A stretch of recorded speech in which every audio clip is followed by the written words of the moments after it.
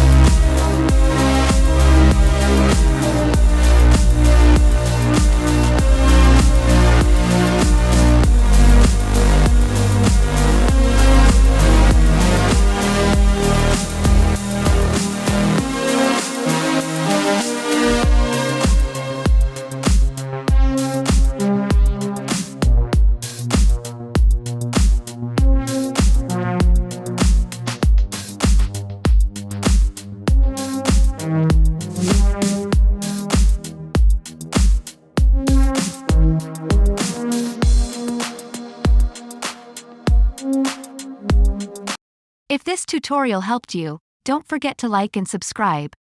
Thanks for watching.